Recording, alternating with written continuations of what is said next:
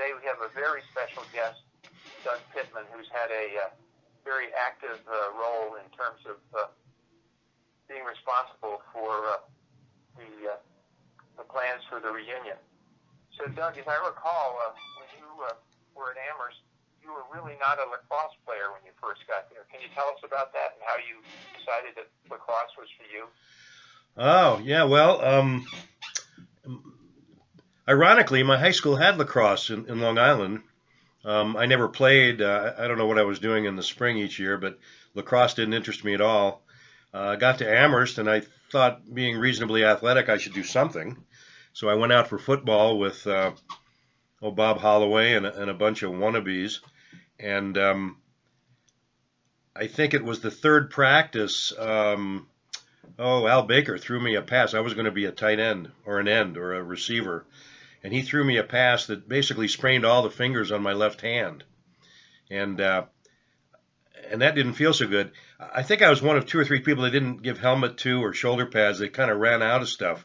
So we were at the bottom of the heap, and I sprained my hand. And then that night, there was a huge water fight. Freshmen against sophomores on campus. It took up the whole campus.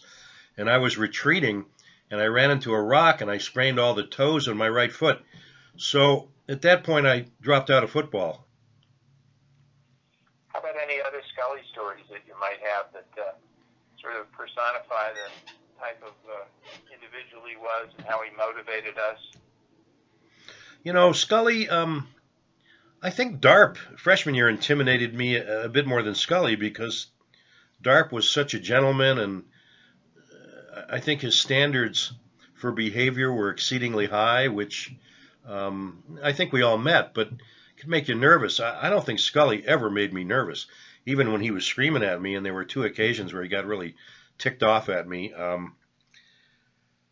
But I never felt intimidated or scared by Scully. You just sit there and take it and try to do the best, imitation of what he wanted you to do.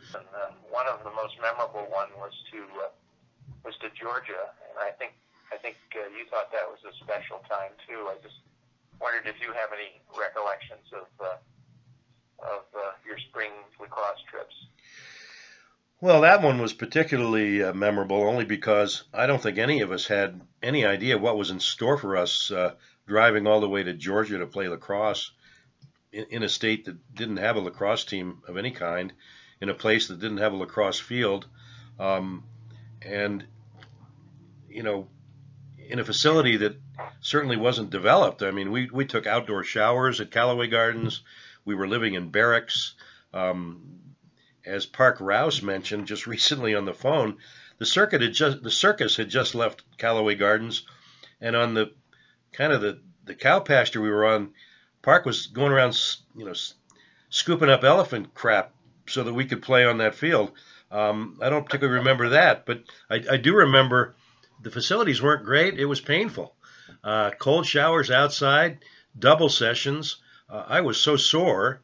My quads and my hams and calves were, they were beat up. But, we all felt that way. But it was a rigorous, it was more like, boot camp in the Marines than it was, a lacrosse trip. That's what I remember about Callaway Gardens. How about after you had to hang up your cleats, after you got your graduation cap, what's happened to you in the intervening years? Can you catch us up a bit? Yeah, let's see. After Amherst, I went to 4 years of medical school at the University of Vermont, and then I did an internship in Washington, D.C.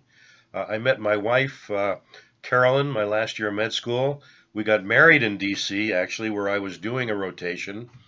Went back to Vermont for 6 months and then headed back to D.C. for my year of internship. She worked downtown. I worked at the Washington Hospital Center. And then after that, we joined the Public Health Service and went to Lusk, Wyoming, where I spent 2 years in eastern Wyoming providing care for a town that had difficulty keeping doctors. 2 wonderful years. After that, we headed back to Vermont. I finished my family practice residency. We started a family. And at the end of the residency, we moved back west to meet up with my old Public Health Service partner in Whitefish, Montana. I've been here ever since 1977 until today.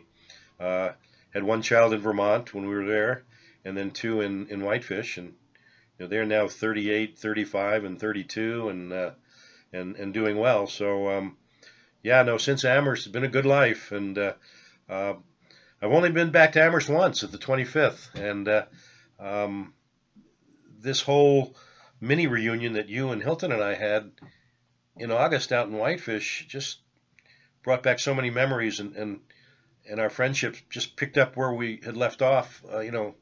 In the fruit fly lab all those years ago, and it's like we'd seen each other last week. So having not seen anybody in that period of time, to have that intense feelings come back, and the relationships really made you and I both know we had to do this reunion thing, and it's really catching fire now. We have a lot of interest, uh, and I think it's going to be special. And I think that um, it will be fun. It'll probably be a little emotional, just because, as Hilton said, 50 years have passed. That's a long time.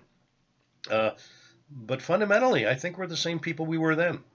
Um, little less hair, little more flab, uh, but I think we are who we are, and it's going to be great to see everyone again.